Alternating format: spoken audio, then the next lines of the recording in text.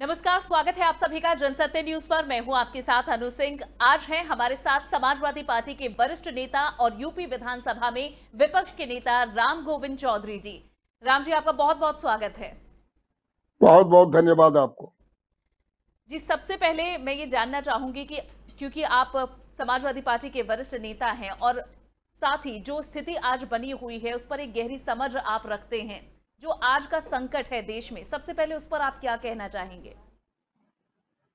ये संकट बहुत बड़ा संकट है और इस संकट से जितनी तैयारी से लड़ाई लड़नी चाहिए थी, वैसे चाहे केंद्र की सरकार हो, प्रदेश की सरकार हो, यह लड़ने में अक्षम साबित हो रही है।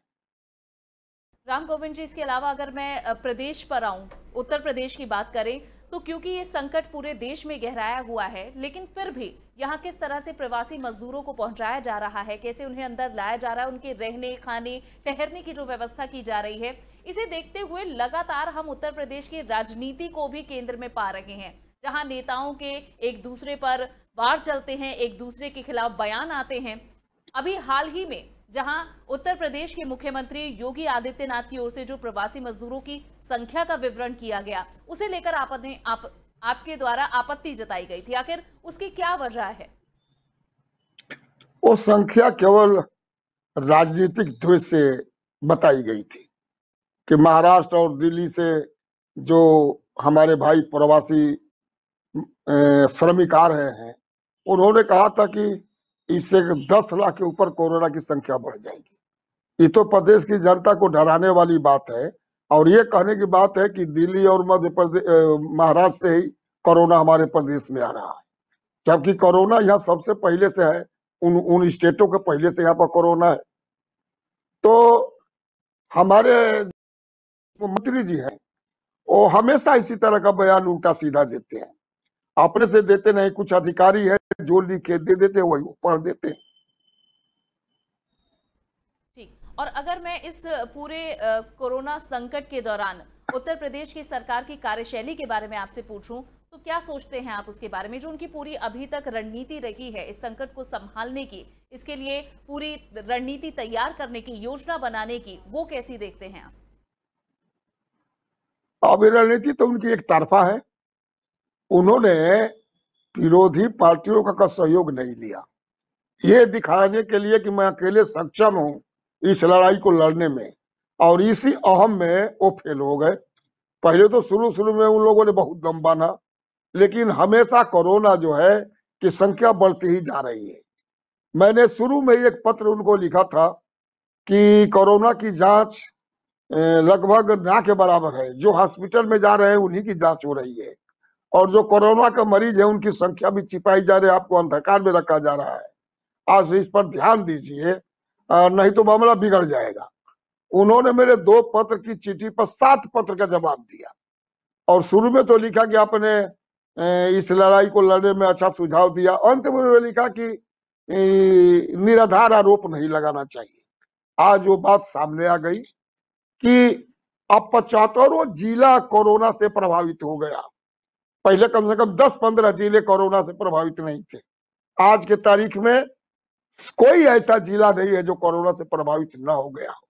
आपको जान करके ये जानते ही होगी आप कि पूरे देश में सबसे पहले प्रवासी श्रमिक भाइयों को ले आने का निर्णय इस देश में किसी ने लिया तो उत्तर प्रदेश सरकार ने लिया, और केवल निर्णय लिया, उस पर काम नहीं की। जब हमारे भाई श्रमिक लोग भूखे नंगे हो गए, उनको किराया उनसे मांग करने जाने लगा, उनका पास पैसा खत्म हो गया, तो वो पैदल ही चल पड़े। कोई साइकिल से चल पड़ा, कोई ठेले से चल पड़ा, कोई माँ अपने बच्चों को ट्राली पर घसीटती हुई चल पड़ी, कोई भाई अपने माँ और बाप को गाड़ी पर बैठा करके उनका बेटा एक तरफ बैल जूत रहा है, एक तरफ अपने खींच के लेके जा रहा है। सैकड़ों श्रमिक भाइयों की एक्सीडेंट में मौत हो गई। सैकड़ों श्रमिक भाई दवा के अभाव में तपती धूप में उनका प्राण चला गया, जिसको ना चैनल वहां पहुंच पाए, ना अखबार के लोग पहुंच पाए। जहां पहुंच पाए तहां का उन्होंने देखा। और इतनी दुर्गति हिंदुस्तान के इतिहास में, उत्तर प्रदेश के राजनीतिक इतिहास में ऐसी दर्दनाक घटनाएं नहीं देखने को मिली। आप भी चला रही हैं, आप भी दिखवा रही है। आप ही लोगों का, हम लोग तो लॉकडाउन में अपने घर, जो चैनल दिखला रहा है, जो लिंक मीडिया दिखला रही है, जो सोशल मीडिया पर आ रहा है, जो अखबार लिख रहे हैं, जो उसी से देख करके हृदय द्रवित हो जा रहा है कि ऐसी भी सरकार हो सकती है कि अपने ही लोगों को पराया मान करके उनको तड़प तड़प के मरने के लिए छोड़ दे, उनको भूखा रहने के लिए छोड़ दे, उनके पास खाने के लिए कोई चीज नहीं हो।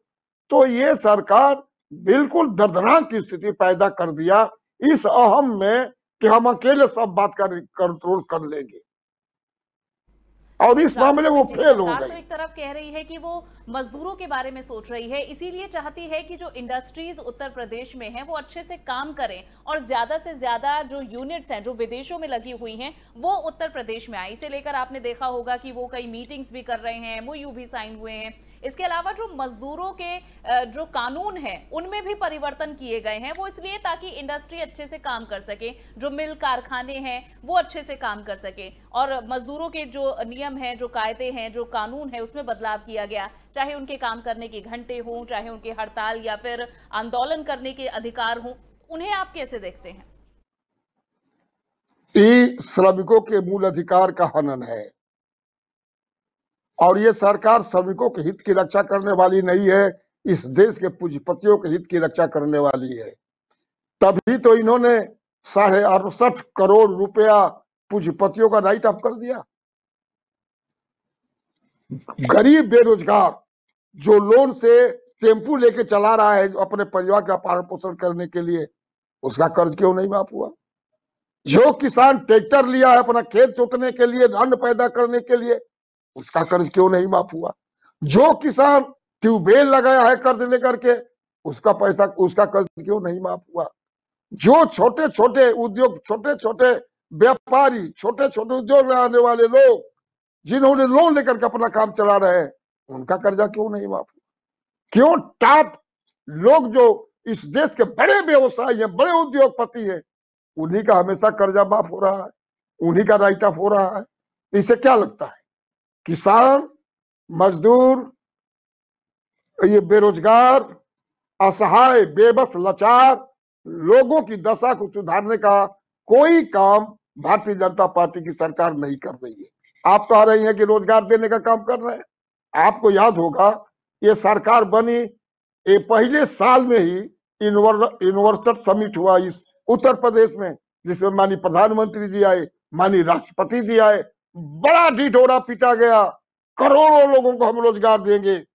एक भी कंपनी नहीं आई आज तक, एक भी और कोई रोजगार नहीं मिला। केवल साइन कर देते थोड़ा हो जाएगा। साइन कर देने से कह देने कि इतना हमने साइन कर दिया, हमने इतना लोगों से करार कर लिया, तो करार करने से रोजगार नहीं मिलेगा। जब कारखाने लगेंगे तब रोजगार मिलेगा, जब व्यवसाय करेंगे तब उसमें अपना आदमी रखेंगे। ये सरकार हवाई हमेशा घोषणाएं करती है, अखबार में निकल जाता है, चैनलों में चलता है, लिंक मीडिया में चल जाता है, क्योंकि इसमें सरकार ये समाचार समूह पर हावी है, उसका सब चीज छप जाता है, सब चीज उसका दिखाया जा रहा है, लेकिन कहीं धरातल तो दिखाई नहीं देता है। जी, तो आप कहना चाहते हैं कि जो सवाल विपक्ष भी उठा रही है या फिर जो जनता के हित के सवाल हैं उन्हें दरकिनार किया जा रहा है, और जो असली मुद्दे हैं उन्हें टैकल नहीं किया जा रहा है, उन पर काम नहीं किया जा रहा है। लेकिन राम गोविंद जी, इस वक्त आप भी देख रहे होंगे जिस तरह से जो श्रमिक मजदूर अपने अपने प्रदेश जा रहे हैं, और उत्तर प्रदेश की भी मैं खास तौर पर बात करूं तो जो ट्रेनें भटक रही हैं, 2 दिन के अलावा वो 9-9 दिन का समय ले रही हैं, कई कई घंटे तक जो प्रवासी मजदूर हैं वो इन ट्रेनों में घूम रहे हैं, जहां उन्हें खाना नहीं मिल रहा, पानी नहीं मिल रहा, ट्रेन में कई कई घंटे बैठते हैं, तपती गर्मी है और उसमें उनका हाल बुरा है, कईयों की जान चली गई उसके अंदर। आखिर इतनी लापरवाही इन गरीबों के लिए, इन श्रमिक मजदूरों के लिए क्यों है? इसलिए मैंने तो आपसे पहले आग्रह किया कि इनके एजेंडे में श्रमिक लोग, मध्यम श्रेणी के नौकरी करने वाले लोग, किसान, गरीब, बेबस, लाचार इनके एजेंडे में नहीं है। ये अपने घर नहीं पहुंच पाए, इनको भटकाता जा रहा। एक ट्रेन नहीं, 40-40 ट्रेनों का रूट बदल गया। जाना है पूरब चली गई पश्चिम, जाना है उत्तर चली गई दक्षिण। और सरकार कह रही है कि हम ट्रेन में भोजन पानी सब दे रहे हैं, तो फिर स्टेशन पर पानी की लूट क्यों हो रही है? स्टेशन पर आने की लूट क्यों हो रही है? स्टेशनों पर पैकेट के लिए छीना छीनी प्रवासी भाई क्यों कर रहे हैं?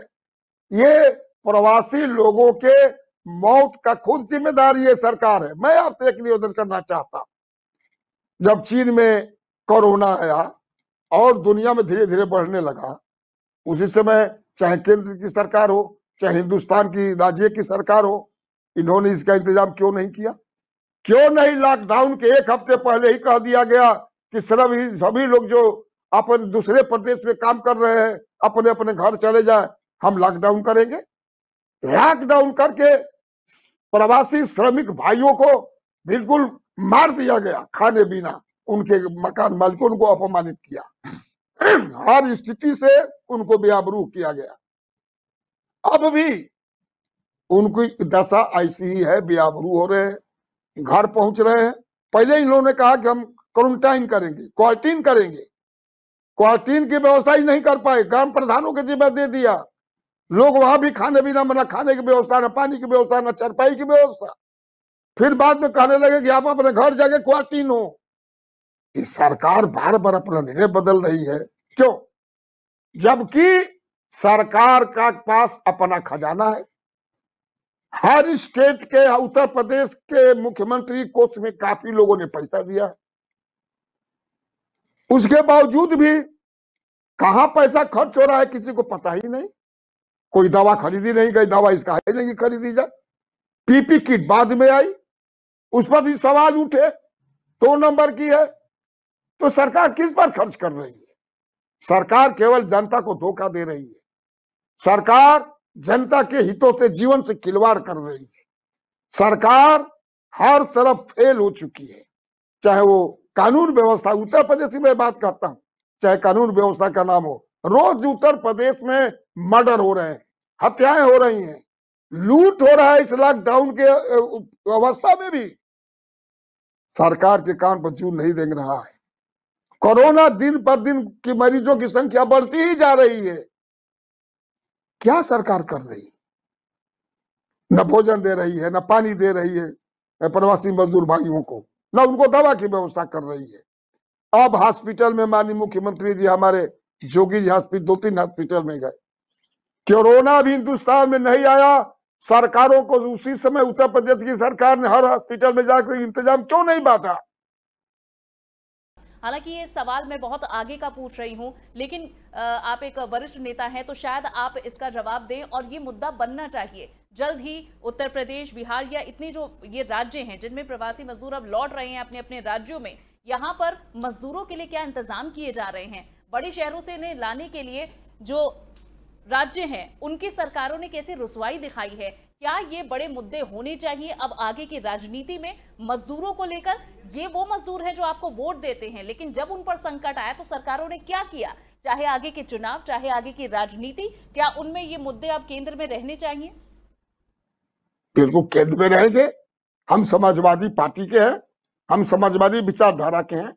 आपको याद दिला दें, जो ही लॉकडाउन की घोषणा हुई माननीय प्रधानमंत्री के जरिए, ठीक उसी दिन माननीय हमारे राष्ट्रीय अध्यक्ष माननीय अखिलेश यादव ने अपने नेताओं कार्यकर्ताओं को निर्देश दिया कि अगल बगल आपके कोई भी व्यक्ति भूखा न रहे। फिर दूसरे दिन उन्होंने निर्देश दिया कि आप लोग जो 30% हर गांव में ऐसे लोग हैं, अभी प्रवासी मजदूरों का आना जाना नहीं था, उस समय की बात कर रहा हूं कि हर गांव में, हर शहर में 30% ऐसे लोग होते हैं जो रोज कमाते हैं, रोज खाते हैं, अपने परिवार को चलाते हैं।